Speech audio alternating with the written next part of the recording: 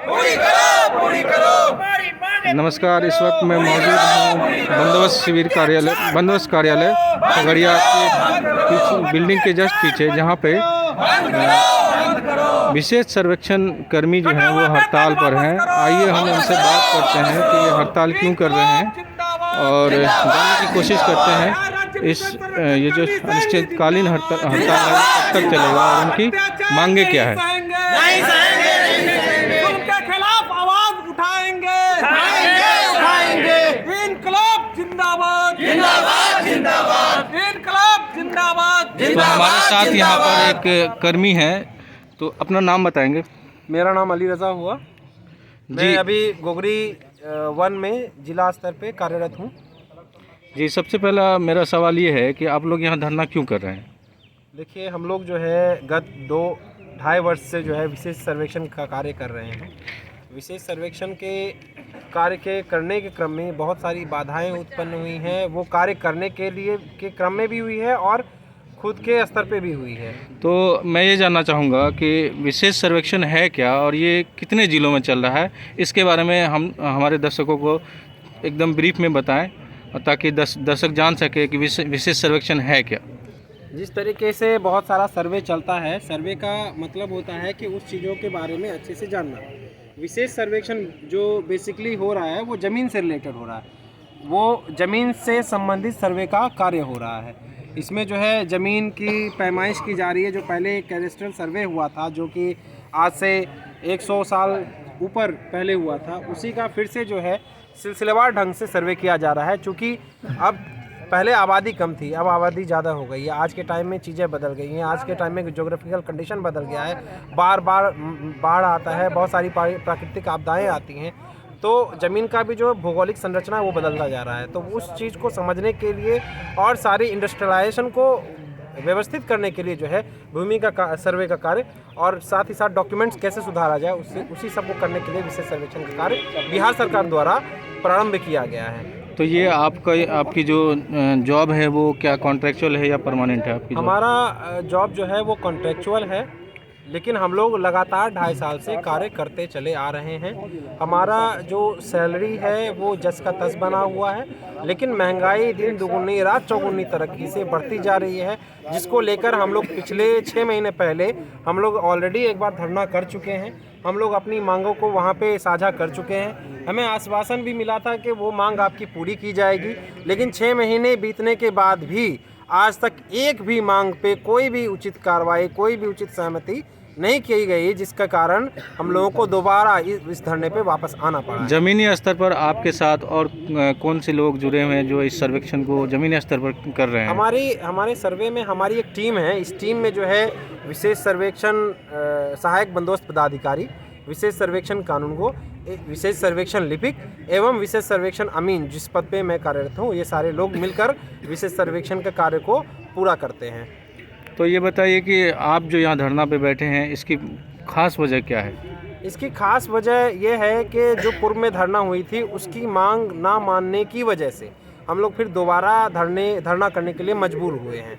और इसमें जो मुख्य मांग है वो यह है कि जिस तरीके से आए दिन आता रहता है कि 2024 तक सर्वेक्षण का कार्य पूरा कर लिया जाएगा।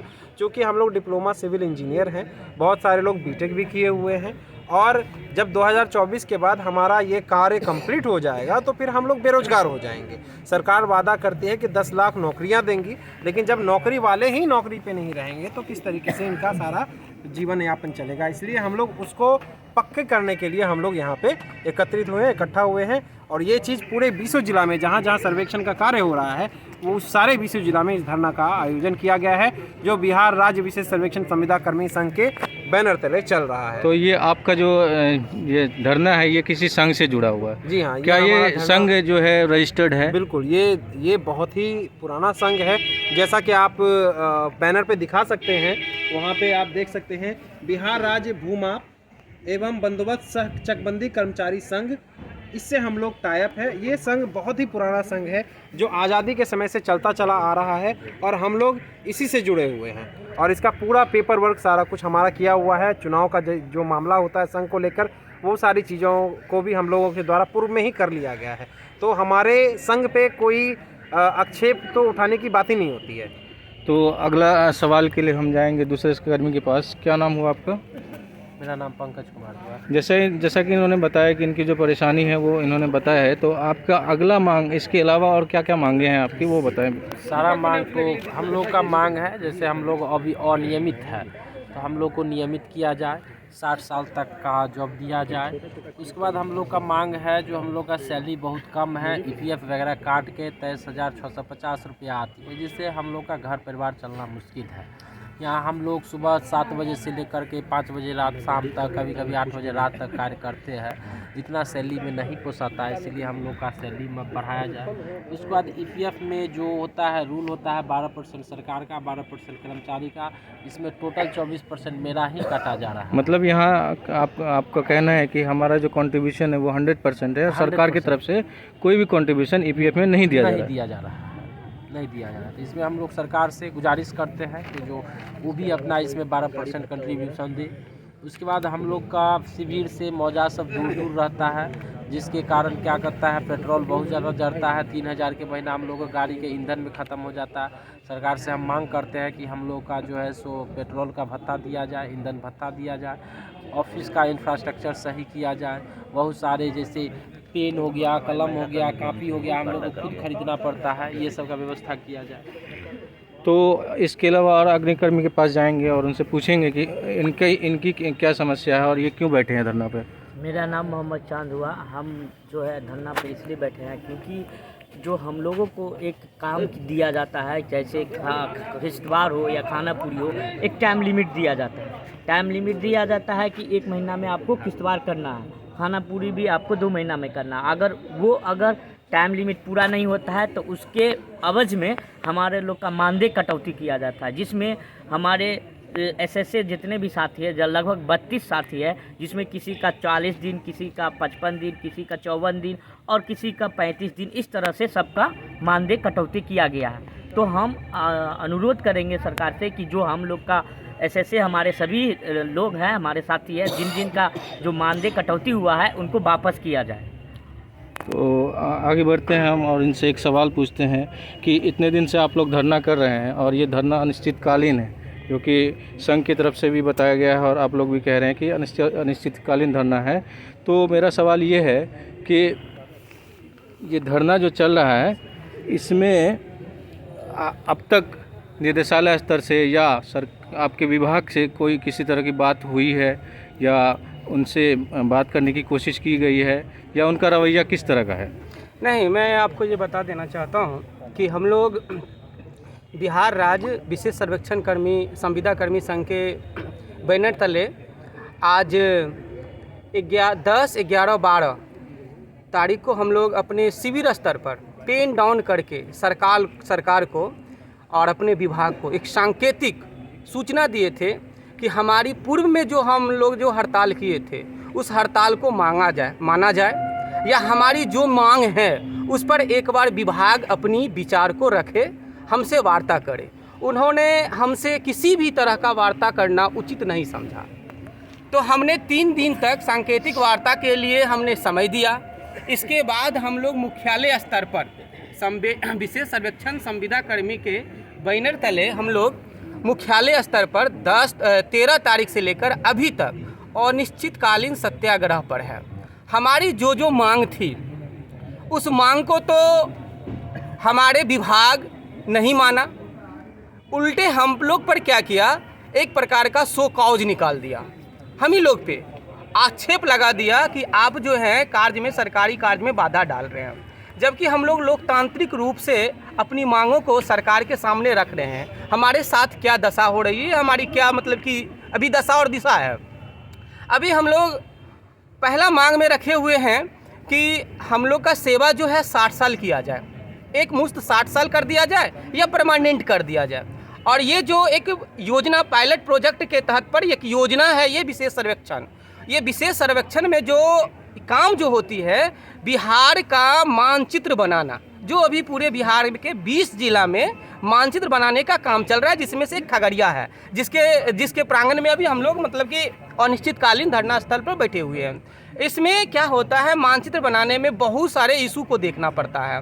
उस समय का जो अंग्रेज 1902 ईस्वी में जो मानचित्र बना था और अभी का जो मानचित्र वास्तु स्थिति है, उसको बनाने में हमको बहुत सारा मतलब ये चीज़ देखना पड़ता है। सरकार हमारे डिक्टेटरशिप के थ्रू हम पर क्या करता है कि एक शो कॉज निकाल देता है और हमें सरकारी कार्य में बाधा उत्पन्न करने के एवज में हम पर शो कॉज निकाल करके और अल्टीमेटम दिया जाता है। हमारी वार्ता करने के अलावा वार्ता करने की बजाय हमें अल्टीमेटम दिया जाता है कि एक मुश्त हम 3000 सर्वे कर्मी को यहाँ से बर्खास्त कर। क्या अब तक किसी कर्मी को बर्खास्त किया गया है? अभी हाँ, मैं आपको बता देना चाहता हूँ कि जैसे ही हमारा संघ विशेष सर्वेक्षण कर्मी संघ जैसे ही अनिश्चितकालीन हड़ताल पर बैठे, उसी में महामंत्री जो था, महामंत्री के लेटर से हम लोग हड़ताल पे बैठे थे। क्या नाम है महामंत्री? महामंत्री पंकज कुमार, जो शेखपुरा में कार्यरत हैं, जो विशेष सर्वेक्षण अमीन के पद पर थे।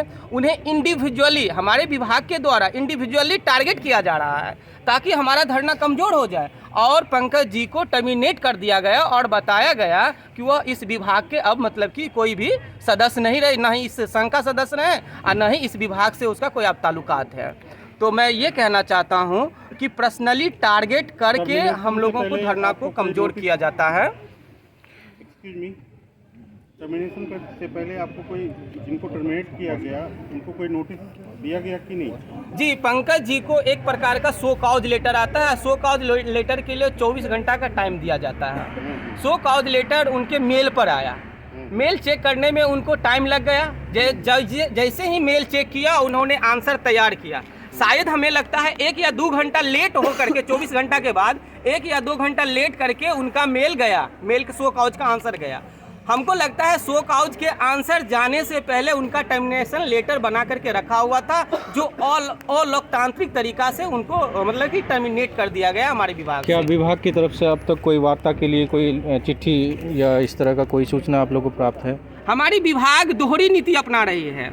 एक बंदोबस्त पदाधिकारी महोदय के द्वारा एक लेटर हम लोग को सर्कुलेट किया गया कि आप लोग कार्य पर मतलब कि लौटिए, विशेष सर्वेक्षण के कार्य को बाधा उत्पन्न मत कीजिए। तो हम लोग इसके बारे में सोच ही रहे थे कि हम लोग को कार्य पे जाना है। इसी बीच में हम लोग को निदेशक महोदय से एक लेटर आती है कि आप हमसे वार्ता करिए, आप हमसे वार्ता करिए। हम लोग फिर वार्ता पे जैसे ही विचार कर रहे थे, उसी समय प्रत्येक जितने भी कर्मी हैं सभी शिविर से, ये विशेष सर्वेक्षण काम जो हो रहा है शिविर बाय शिविर हो रहा है, उसमें क्या किया गया है, शिविर बाय शिविर कुछ लड़के को टारगेट किया गया है। 10, 5, 15, 20 करके टारगेट किया गया, उस पर शो कॉज नोटिस जारी कर दिया गया। क्या ये शो कॉज नोटिस जितने 20 जिला में सर्वे का काम चल रहा है सब पे आ रहा है, या और ये गिन चुन के आ रहा है, या सभी पे जितने 3000 कर्मी जैसा कि नहीं, 3000 कर्मी पर अभी तक के लेटर के अनुसार 3000 कर्मी पर नहीं आया है। कुछ गिन चुन के कुछ लड़के पर मतलब ये टारगेटेड मतलब किया गया है। इसको संघ से यदि तोड़ देंगे, शिविर में इतने लड़कियों को यदि हटा देंगे, तो बाकी लड़के डर से अपनी मांग को लोकतांत्रिक तरीका से नहीं रखेंगे और वे डर से काम पे लौट जाएंगे। तो हम लोगों की आवाज़ को दबाना चाह रहा है डिपार्टमेंट। तो आगे का क्या आप लोगों ने निर्णय लिया है? संघ ने क्या निर्णय लिया है? ये कब तक चलेगा? जब तक हमारी मांग को लोकतांत्रिक तरीका से नहीं माना जाता है, हम लोग पीछे कैसे लौटेंगे? हमारे महामंत्री को बर्खास्त कर दिया। अभी हम कोई सा भी आंसर लिख करके शो कॉज में दे, उनका एक ही आंसर होगा कि आपके स्पष्टीकरण से हम संतोषजनक नहीं हुए हैं, हम संतुष्ट नहीं हुए हैं, आपको इस कार्य से बर्खास्त किया जाता है। इसके बाद मेरे पास कोई चारा नहीं बच जाता है। मान लीजिए वार्ता के लिए बुलाया और वार्ता जो है उसमें आप लोग उस वार्ता से आप लोग सहमत नहीं हुए, तो उसके आगे आप लोग क्या करेंगे? उसके आगे हम लोग अनिश्चितकालीन मतलब कि धरना पे बैठे हुए हैं। अभी हम मुख्यालय में बैठे हुए हैं। आने वाले समय में हम राज्य संघ के मतलब डिपार्टमेंट के गेट पर जाकर के बैठेंगे। संघ का जो भी निर्णय होगा उस निर्णय के अनुसार हम लोग हैं। चलिए, बहुत बहुत शुक्रिया आपका हमसे जुड़ने के लिए।